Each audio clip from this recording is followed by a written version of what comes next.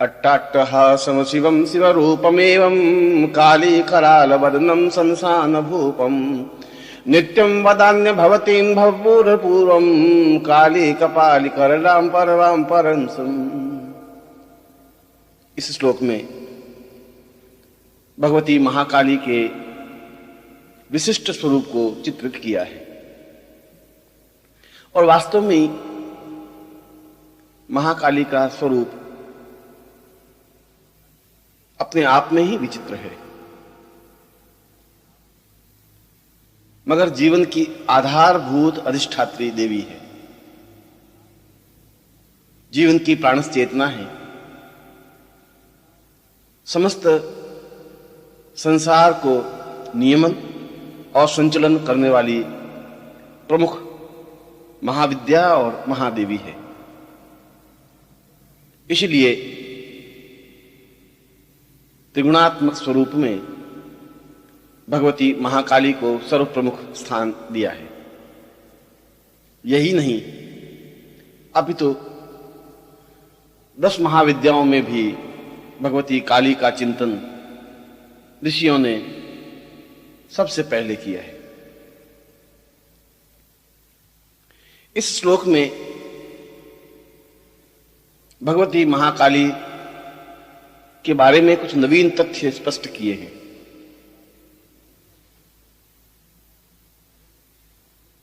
भगवती काली अपने आप में शिवा है, शिव की आधारभूत रूपा है। शिव जो कल्याण करने वाले हैं, शिव जो जीवन में प्रेम आनंद प्रदान करने वाले हैं, शिव जो समस्त संसार को खुशी, कल्याण, मंगल और पूर्णता देने वाले हैं, उनकी आधारभूत शक्ति महाकाली है। इसका तात्पर्य यह हुआ कि व्यक्ति जीवन में तब तक आनंद और पूर्णता अनुभव कर ही नहीं सकता जब तक कि वह शक्तिमान न हो। इसीलिए शिव और शक्ति का अपने आप में संबंध है। यदि आप शिवमय बनना चाहते हैं, कल्याणमय बनना चाहते हैं, जीवन में पूर्ण शांति और सुख प्राप्त करना चाहते हैं, आनंद और सुख को प्रवहमान करना चाहते हैं, तो यह आवश्यक है कि आपके पास शक्ति हो, आप में शक्ति का आराध्य और आराध्य रूप हो। जो जीवन में महाकाली की साधना नहीं करता, वह जीवन में निर्भय और निष्कंटक हो ही नहीं सकता। और जब तक भय है, डर है, तब तक जीवन में सुख और शांति कैसे प्राप्त हो सकती है? यह तो जीवन बाधाओं, कष्टों, पीड़ाओं से भरा हुआ है। पग पग पर शत्रु हैं, परेशानियां हैं, बाधाएं हैं, अड़चने हैं, दुर्घटनाएं हैं और मृत्यु का भय है। इनसे निजात कैसे पाई जा सकती है? इनसे छुटकारा कैसे पाया जा सकता है? प्रयत्न करने से तो यह संभव नहीं है। कौन चाहता है कि उसके जीवन में परेशानी हो? कौन चाहता है कि उसके जीवन में भय हो? कौन चाहता है कि वह तनावग्रस्त हो? फिर भी मनुष्य के जीवन में तनाव, चिंताएं, परेशानियां होती ही हैं और व्यक्ति के परिश्रम से, व्यक्ति के प्रयत्न से इन तनावों से छुटकारा नहीं मिल सकता। इनसे छुटकारा तो भगवती महाकाली की साधना से ही संभव है। यों तो त्रिगुणात्मक स्वरूप में महालक्ष्मी और महासरस्वती को भी प्रमुख स्थान दिया है, परंतु ऋषियों ने कहा है कि केवल महाकाली की साधना करने से भी जीवन में पूर्णता, जीवन में सौभाग्य, सुख, शांति, आनंद, लक्ष्मी, सरस्वती, स्मरण शक्ति, मेधा और पूर्णता आ सकती है। महाकाली का स्वरूप भले ही भयानक और डरावना हो, काला लंबा चौड़ा शरीर, 10 हाथों में विविध आयुध और अस्त्र शस्त्र लिए हुए, गले में नरमुंडों की माला पहने हुए, पीठ पीछे लंबे लहराते हुए बाल, बड़ी बड़ी आंखें और मुंह के बाहर निकली हुई लाल लाल जिह्वा, सब कुछ अपने आप में डरावना सा प्रतीत होता है।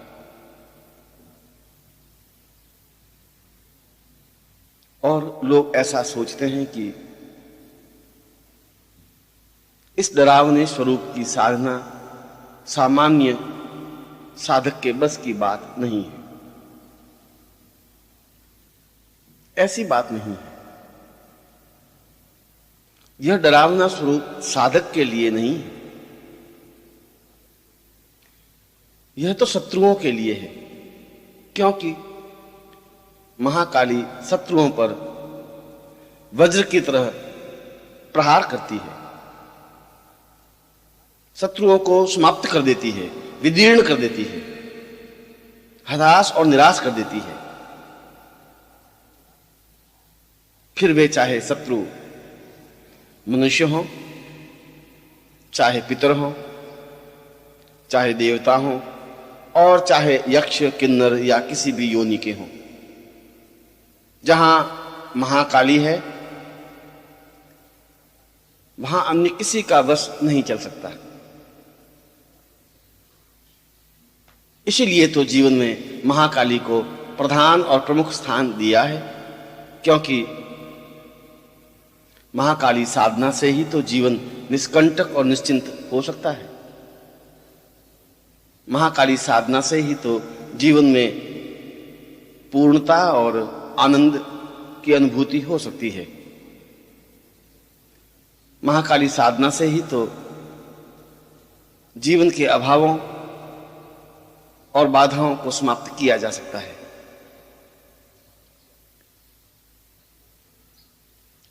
और जीवन में शत्रु केवल देवता, पितर या मनुष्य ही नहीं होते, रोग भी प्रबल शत्रु है। वह रोग चाहे स्वयं को हो, परिवार के अन्य सदस्य को हो, या समाज के किसी वर्ग को हो, रोग को भी तो शत्रु कहा गया है। और इस शत्रु की समाप्ति, रोगों से पूर्ण छुटकारा भी महाकाली साधना से ही संभव है। रोगानुशेषा,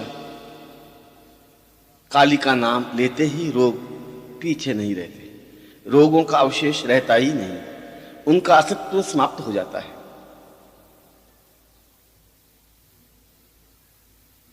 आर्थिक अभाव अपने आप में प्रबल शत्रु है, क्योंकि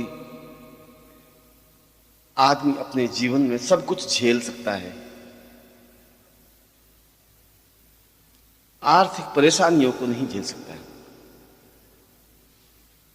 वह पग पग पर आदमी को कुचल देता है,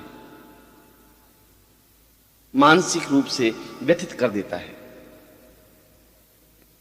उसे हताश और निराश बना देता है। व्यापार नहीं चल रहा हो या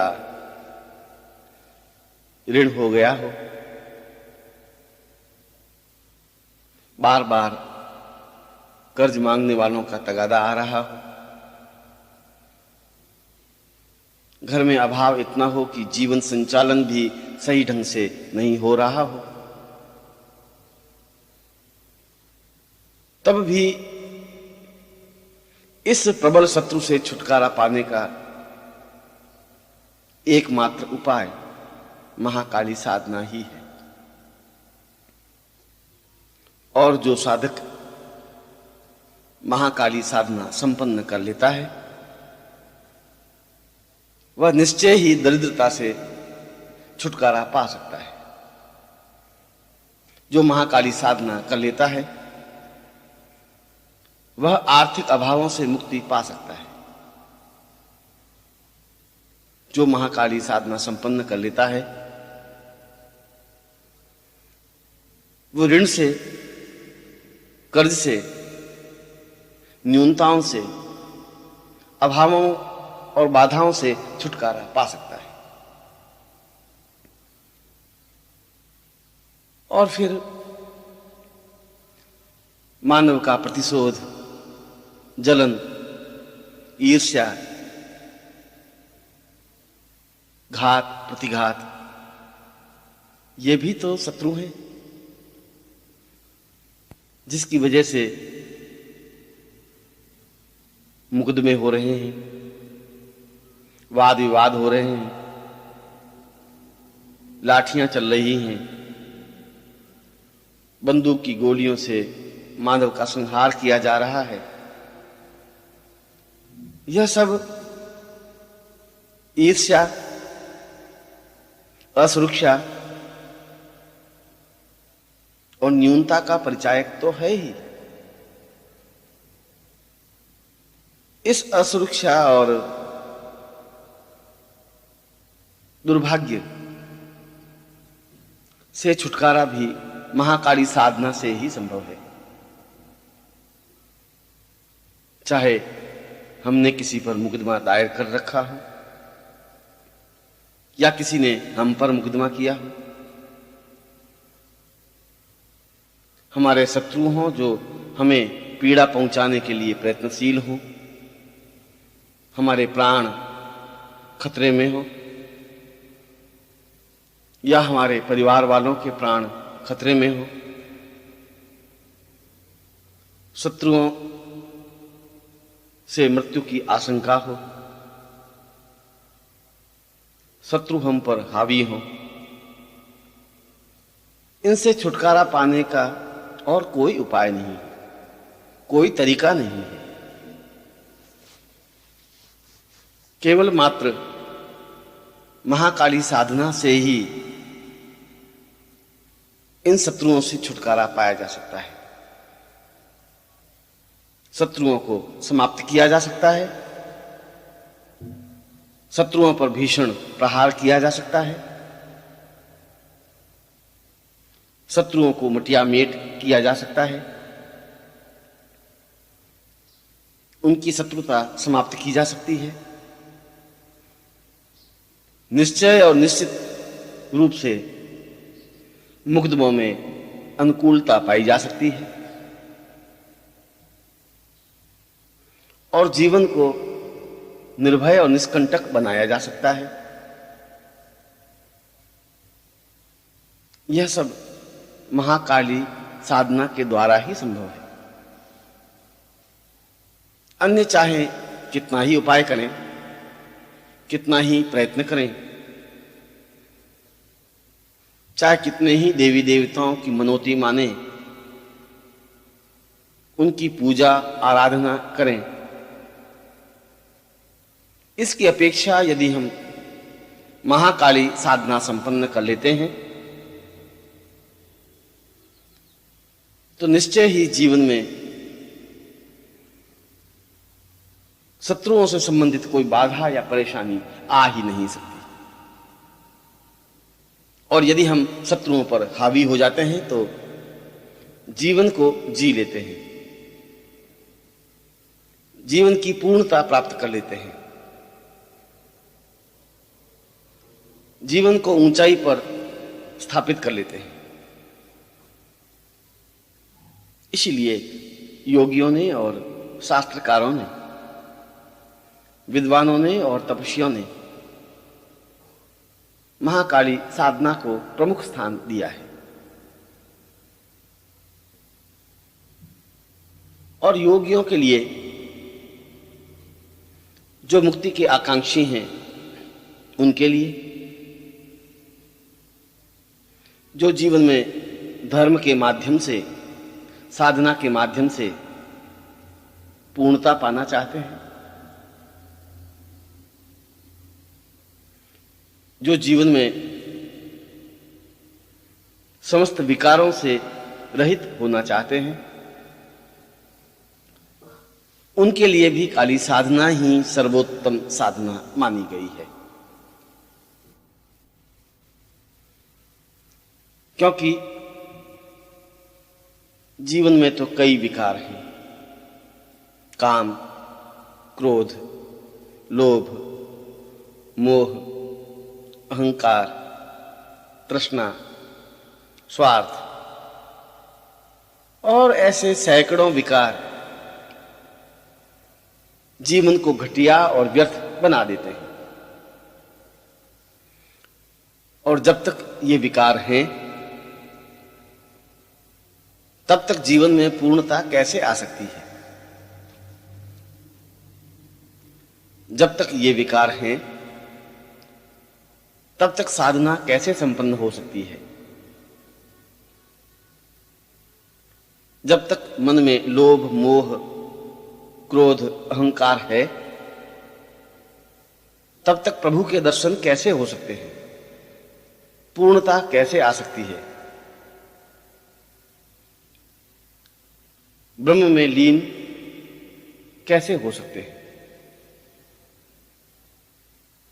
और इन विकारों से छुटकारा पाने का कोई उपाय नहीं है, कोई साधना नहीं है, कोई पद्धति नहीं है। और जब तक ये विकार समाप्त नहीं हो जाते, तब तक भी जीवन में कुछ भी पाया नहीं जा सकता। पर इन विकारों से छुटकारा महाकाली साधना के द्वारा पाया जा सकता है। महाकाली साधना के द्वारा जीवन को पवित्र और दिव्य बनाया जा सकता है। महाकाली साधना के द्वारा अहंकार रहित जीवन को बनाकर प्रभु के चरणों में समर्पित हुआ जा सकता है। महाकाली साधना के द्वारा योगी अपनी कुंडलिनी जागृत कर, सहस्रार का भेदन कर ब्रह्म में लीन हो सकता है। यह सब महाकाली साधना के द्वारा ही संभव है। यही एकमात्र ऐसी महादेवी है जो जीवन को पवित्र बना सकती है, जो जीवन को दिव्य बना सकती है, जो जीवन में रोशनी बिखेर सकती है, जीवन को ऊंचा उठा सकती है, समाज में सम्माननीय बना सकती है। और जो योगी हैं, तपस्वी हैं, साधु हैं, सन्यासी हैं या गृहस्थ हैं, जो जीवन में पूर्णता पाना चाहते हैं, आनंद की सृष्टि चाहते हैं, उनको महाकाली साधना तो करनी ही चाहिए। क्योंकि महाकाली धन, वैभव, ऐश्वर्य, संपन्नता, सुख और सौभाग्य तो प्रदान करती ही है, साथ ही साथ बाधाओं, पीड़ाओं और कष्टों को भी दूर करने में समर्थ है। अभावों और न्यूनताओं को निरस्त करने में भी सहायक है। चिंताओं और तनावों से समाप्त एक उन्मुक्त जीवन प्रदान करने में भी सहायक है। जहां ये सृजनात्मक है, वहीं यह संहारात्मक भी है। इसीलिए महाकाली को सर्वोच्च महाविद्या कहा गया है। इसीलिए महाकाली साधना गृहस्थ व्यक्तियों के लिए और सन्यासियों के लिए समान रूप से उपयोगी बताया गया है। और फिर यह भ्रांत धारणा है कि महाकाली साधना उग्र साधना है या तांत्रिक साधना है। महाकाली तो अपने आप में अत्यंत सरल, सामान्य और सहज साधना है, श्रेष्ठ साधना है, जो किसी भी इष्ट को मानने वाले हों, गायत्री उपासक हों, सात्विक साधना करने वाले हों, चाहे शैव हों, चाहे वैष्णव हों, चाहे शाक्त हों,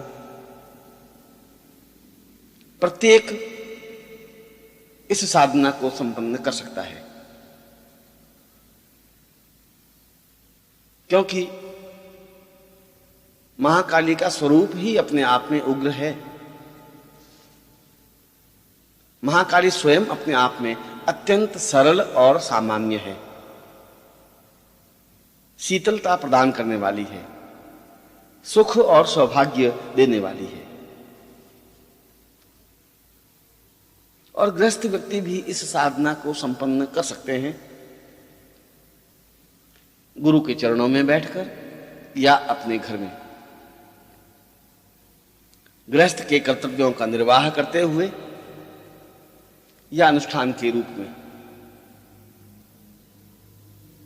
और यह बात भी निश्चित है कि महाकाली साधना संपन्न करने पर पूर्ण सफलता तो मिलती ही है,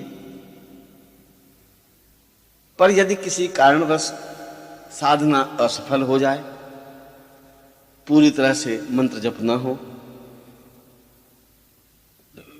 बीच में ही साधना छोड़नी पड़े या साधना में व्यवधान आ जाए, तब भी साधना करने वाले को इसका विपरीत प्रभाव देखने को नहीं मिलता। यह बात अलग है कि उस साधक को उतनी सफलता नहीं मिल पाती। यह बात अलग है कि वह जिस फल की कामना करता है वह फल उतनी पूर्णता के साथ न मिल पाए, परंतु इसका विपरीत परिणाम भोगने को नहीं मिलता।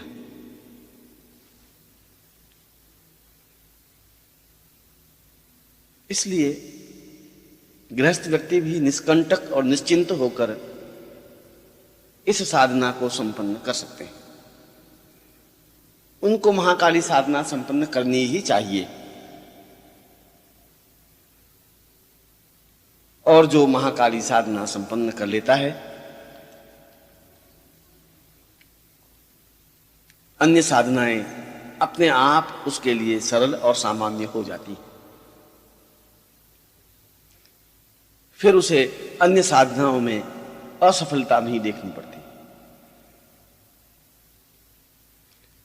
फिर उसे पराजय का मुंह ताकना नहीं पड़ता है,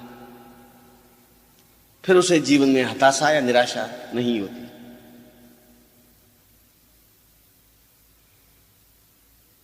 वह एक बार यदि महाकाली साधना संपन्न कर लेता है तो सैकड़ों साधनाएं तो स्वतः सिद्ध हो जाती हैं। जीवन के अभाव और जीवन की परेशानियां तो स्वयं समाप्त हो जाती हैं। और यह जरूरी नहीं है कि महाकाली साधना किसी मंदिर में या सुनसान स्थान पर, शमशान में या जंगल में संपन्न की जाए। महाकाली साधना तो घर में बैठ करके भी गृहस्थ के बीच रहते हुए, गृहस्थ के कर्तव्यों का निर्वाह करते हुए की जा सकती है,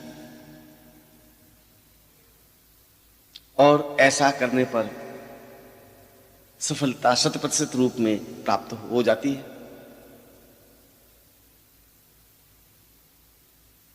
जो जीवन में कुछ करना चाहते हैं, जो अपने जीवन में उन्नति के शिखर पर पहुंचना चाहते हैं, जो जीवन में वह सब कुछ प्राप्त करना चाहते हैं, जो जीवन का धर्म और चिंतन है, जो अपने लक्ष्य पर पहुंचना चाहते हैं और विश्व में, राष्ट्र में सम्माननीय होना चाहते हैं, जो अपने क्षेत्र में अद्वितीय होना चाहते हैं, उनके लिए सरस्वती साधना के साथ साथ महाकाली साधना भी अनिवार्य है, आवश्यक है। क्योंकि अन्य सैकड़ों हजारों साधनाओं की अपेक्षा यदि केवल महाकाली साधना ही संपन्न कर ली जाए तो फिर अन्य साधनाओं को करने की जरूरत ही नहीं रहती।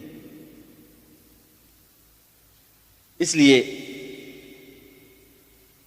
जो अपने जीवन में सब कुछ प्राप्त करना चाहते हैं, उनके लिए तो अत्यंत आवश्यक है कि वे महाकाली साधना संपन्न करे ही, क्योंकि पूर्णता और श्रेष्ठता की यही महाधिष्ठात्री महाविद्या देवी है।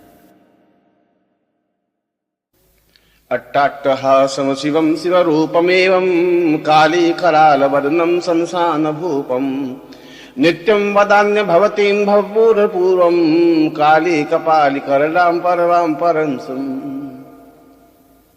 इस श्लोक में भगवती महाकाली के विशिष्ट स्वरूप को चित्रित किया है,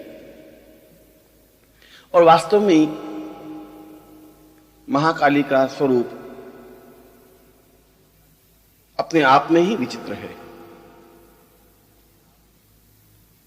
मगर जीवन की आधारभूत अधिष्ठात्री देवी है,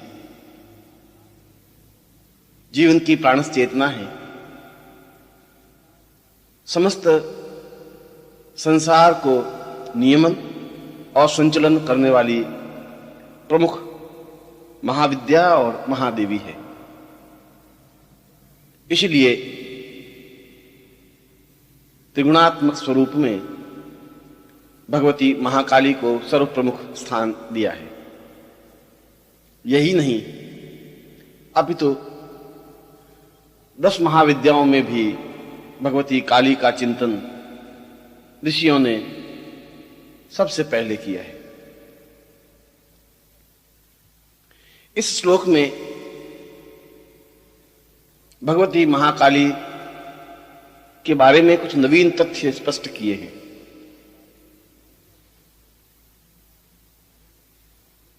भगवती काली अपने आप में शिवा है, शिव की आधारभूत रूपा है। शिव जो कल्याण में आपको महाकाली साधना से संबंधित कुछ विशेष तथ्य स्पष्ट करूंगा, जिनका प्रयोग और उपयोग करने से महाकाली साधना सिद्ध होती ही है, चाहे वह तांत्रिक साधना हो, चाहे मंत्रमय साधना हो, चाहे यौगिक साधना हो, चाहे वैदिक साधना हो। महाकाली साधना के बारे में तो 5-7 बिंदु स्पष्ट ही है। यह साधना कृष्ण पक्ष कि किसी तिथि से या अमावस्या से या शनिवार की रात्रि से प्रारंभ करें तो ज्यादा उचित रहता है। इस साधना में काली धोती और काले आसन का ही प्रयोग किया जाए और यथासंभव रात्रि को ही यह साधना संपन्न की जाए तो अनुकूलता ज्यादा अनुभव होती है।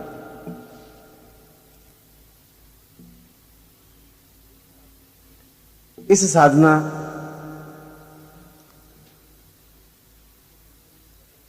को संपन्न करते समय या अनुष्ठान करते समय यदि साधक ब्रह्मचर्य व्रत का पालन करे, एक समय भोजन करे तो अनुकूलता ही रहती है। इस साधना में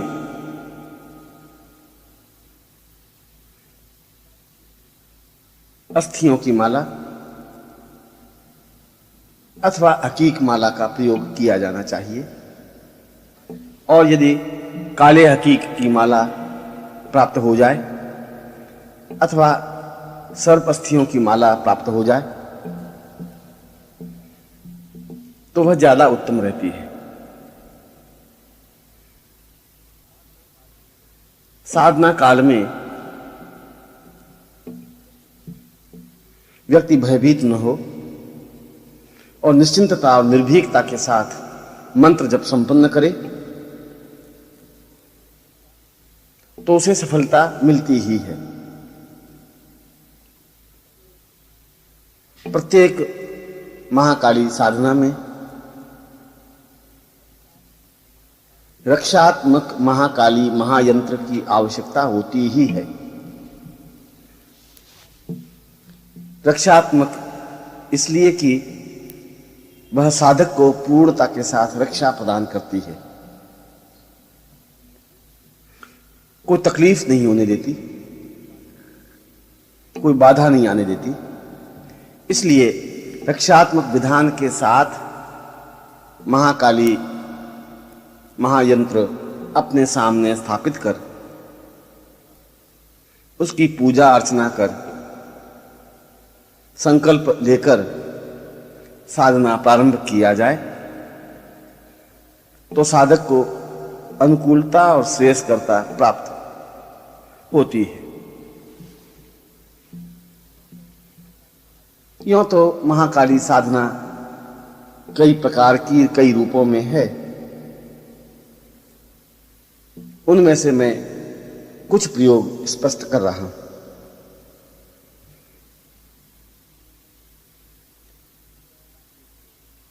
पहला प्रयोग तो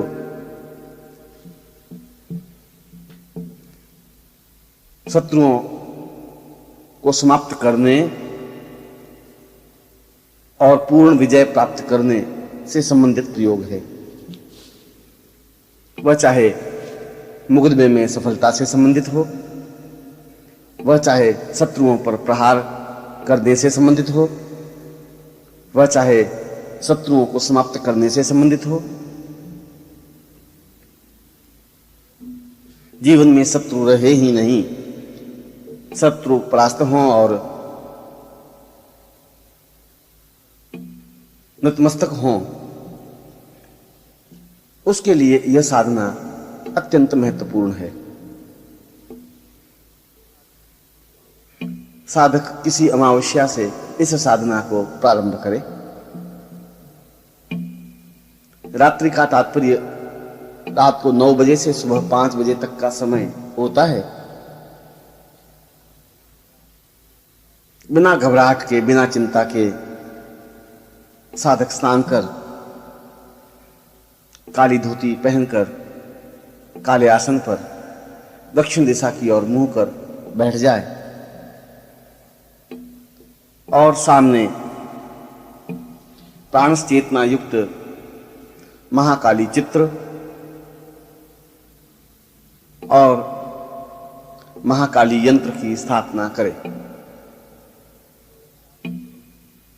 रक्षात्मक महाकाली महायंत्र की भी स्थापना साधना काल में करे।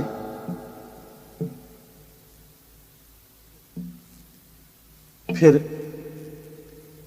सामान्य रूप से महाकाली के स्वरूप का पूजन करे, नैवेद्य समर्पित करे, स्वयं के ललाट पर सिंदूर का तिलक करे और हाथ में जल लेकर संकल्प करे कि मैं अमुक शत्रु या अमुक के स्थान पर शत्रु का नाम ले, और यदि शत्रु एक से ज्यादा हो तो उनका नाम ले,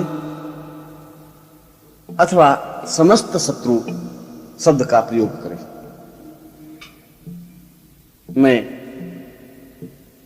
समस्त शत्रुओं को समाप्त करने, उनके मन से शत्रु भाव समाप्त करने, उन्हें नतमस्तक करने या मुकदमे में सफलता प्राप्ति के लिए यह प्रयोग संपन्न कर रहा हूं।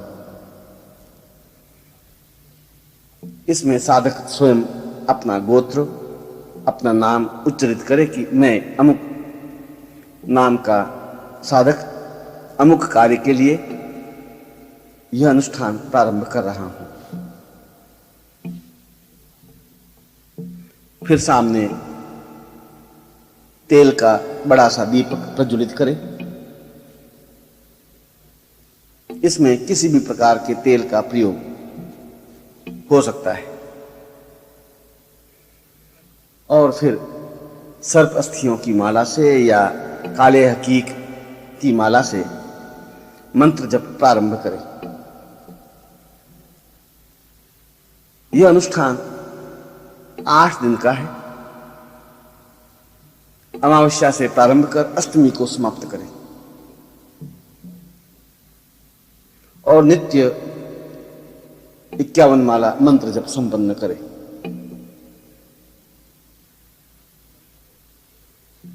मंत्र है ओम क्रीम क्रीम क्रीम कालिके क्लीम क्लीम क्लीम सर्वशत्रूणां प्रहारय भंजय मारय विस्फोटय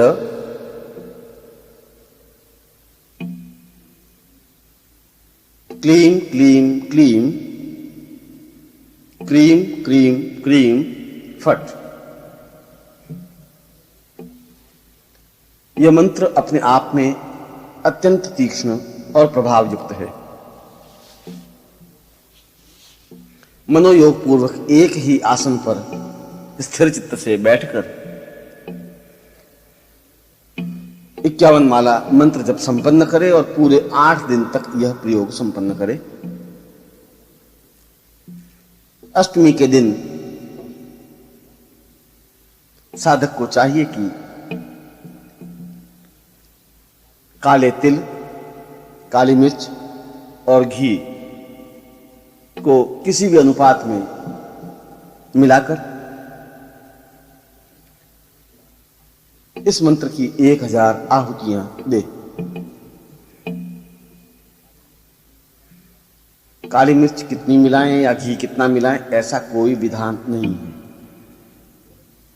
और यज्ञ समाप्ति के बाद 5 या 11 कन्याओं को भोजन कराए, यथोचित दान वस्त्र आदि दे। ऐसा करने पर यह साधना संपन्न मानी जाती है।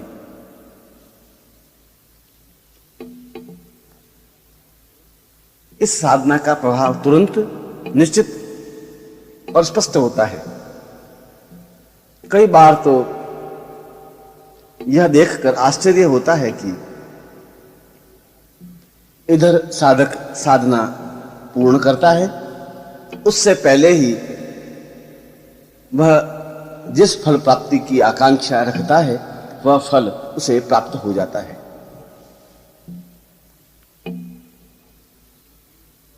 यह साधना महत्वपूर्ण और गोपनीय है। साधक चाहे तो इस साधना को प्रारंभ करने से पूर्व अपने गुरु से महाकाली दीक्षा प्राप्त कर ले और रक्षात्मक प्रयोग संपन्न कर ले। और यदि ऐसा संभव न हो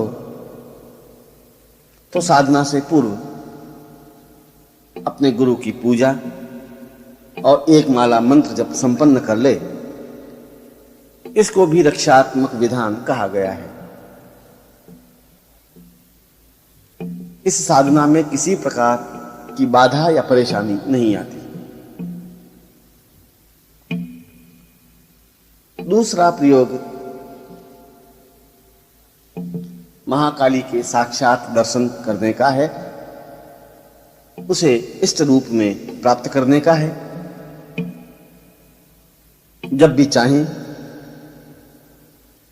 महाकाली सामने प्रत्यक्ष प्रकट हो, पास में बैठे,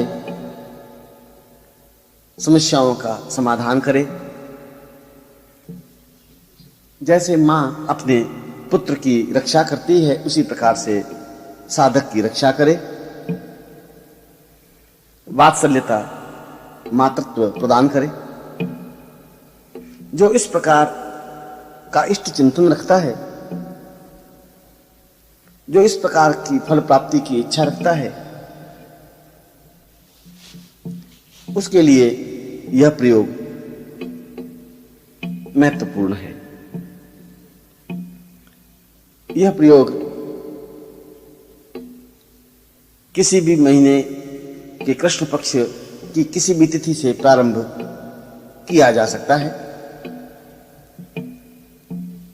साधक को चाहिए कि वह रात्रि को ही यह प्रयोग संपन्न करे। घर के किसी कमरे को या स्थान को स्वच्छ लीप कर या धोकर एकांत बना दे और उसमें काला आसन बिछा दे। सामने प्राणस चेतना युक्त महाकाली का भव्य चित्र स्थापित करे और रक्षात्मक महाकाली महायंत्र को तो स्थापित करे ही, दैदीप्यमान महाकाली साक्षात महायंत्र को भी स्थापित करे। सामने लकड़ी का बाजोट बिछाकर उस पर काला कपड़ा बिछा दे और उस पर इन दोनों महायंत्रों को स्थापित कर दे। फिर सामने 3 तेल के दीपक प्रज्वलित करे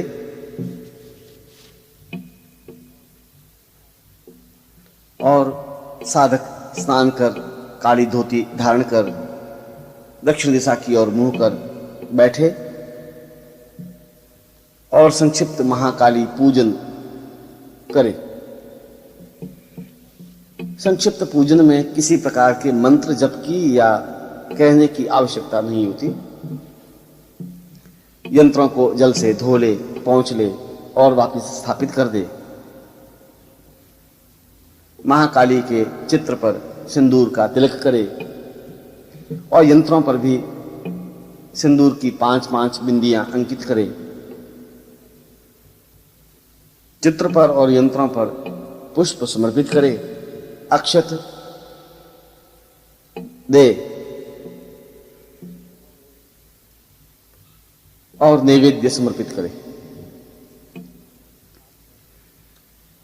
फिर हाथ जोड़कर प्रार्थना करे कि वह साधना में सिद्धि प्राप्त करे और हाथ में जल लेकर संकल्प करे कि मैं अमुक गोत्र, अमुक पिता का अमुक पुत्र भगवती महाकाली के साक्षात स्वरूप का दर्शन करने के लिए इस अनुष्ठान को संपन्न कर रहा हूं। मुझे सिद्धि प्राप्त हो। इसके बाद गुरु का चित्र एक तरफ स्थापित कर उसका संक्षिप्त पूजन करे और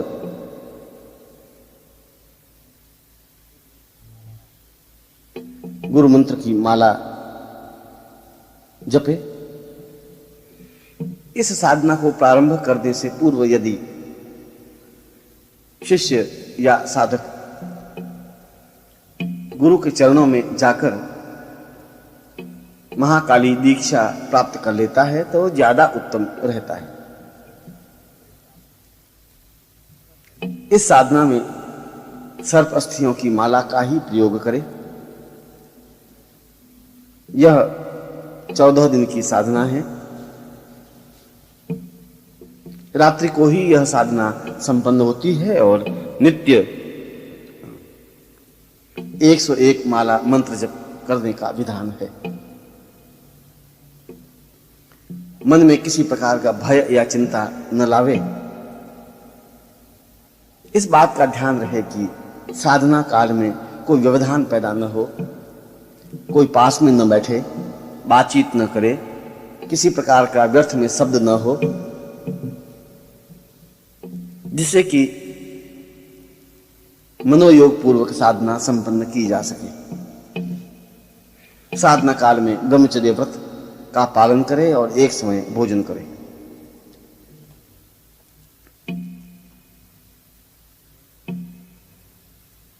मंत्र है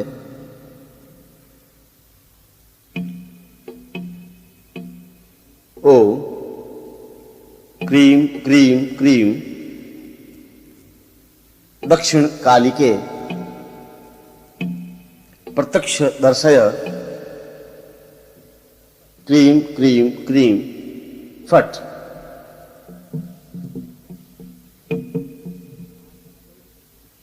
यह मंत्र अपने आप में अत्यंत तेजस्वी और प्रभावयुक्त है। साधना काल में विविध अनुभूतियां होती हैं, मगर साधक विचलित न हो। तीसरे या चौथे रोज ऐसा लगता है कि जैसे कोई कमरे में आया है, मगर वह दिखाई नहीं देता। छठे या सातवें रोज ऐसा अनुभव होता है कि जैसे पास में ही जोरों से हंसने की और अट्टहास करने की ध्वनियां आ रही हैं। ऐसी स्थिति में भी साधक घबराए नहीं।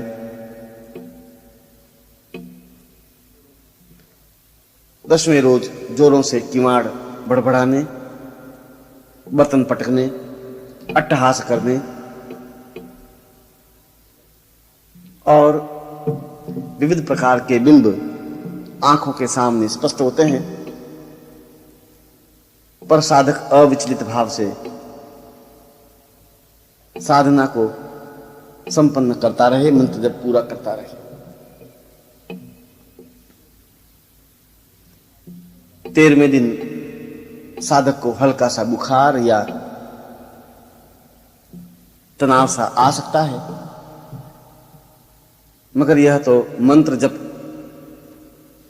की उष्णता है, इसलिए इस संबंध में चिंतित या विचलित न हो। 14वें दिन, जिस दिन अनुष्ठान पूरा होना होता है, उस दिन अत्यंत मधुर और मोहक रूप में अथवा प्रहारक या भीषण रूप में महाकाली के साक्षात दर्शन हो जाते हैं। दोनों में से जिस रूप की भी कामना और इच्छा साधक करता है, उसी रूप में महाकाली के दर्शन होते हैं। जब महाकाली सामने प्रत्यक्ष हो तो साधक हड़बड़ाए नहीं, विचलित न हो, अपने आसन पर बैठा रहे और जब मंत्र जब पूरा हो जाए तब भक्तिभाव से साष्टांग दंडवत कर प्रार्थना करे कि वह माता स्वरूपा बनकर हमेशा साधक के साथ रहे, उसकी विपत्तियों का निराकरण करती रहे, आने वाली बाधाओं और अड़चनों को दूर करती रहे, शत्रुओं का संहार करती रहे और जब भी वह स्मरण करे तब आकर दर्शन दे।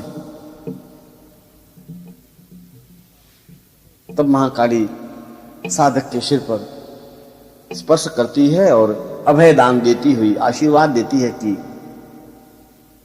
साधक ने जो इच्छा प्रकट की है वह अवश्य ही पूर्ण होगी। और महाकाली अंतर्ध्यान हो जाती है। दूसरे दिन साधक इसी मंत्र की 11,000 आहुतियां घृत और काली मिर्च को मिलाकर दे। यज्ञ समाप्ति पर 5 या 11 कन्याओं को भोजन संपन्न कराए और उसे यथोचित दान, वस्त्र, दक्षिणा आदि समर्पित करे। ऐसा करने पर यह अनुष्ठान या साधना पूर्ण रूप से संपन्न होती है। भविष्य में वह जब भी इसी मंत्र से महाकाली का चिंतन करता है या एक माला मंत्र जप करता है और कामना करता है कि महाकाली साक्षात स्वरूप में प्रकट हो, तो महाकाली उसके सामने प्रत्यक्ष प्रकट हो जाती है और साधक जो भी चाहता है, जिस प्रकार से भी चाहता है, उस प्रकार से उसका कार्य संपन्न कर देती है। वास्तव में यह सौम्य, सरल और सात्विक साधना है जिसे प्रत्येक साधक को संपन्न करनी ही चाहिए। ओ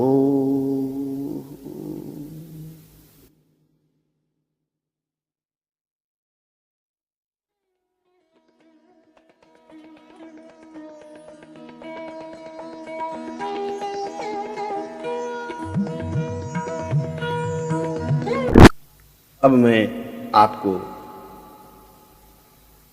महाकाली साधना से संबंधित कुछ विशेष तथ्य स्पष्ट करूंगा,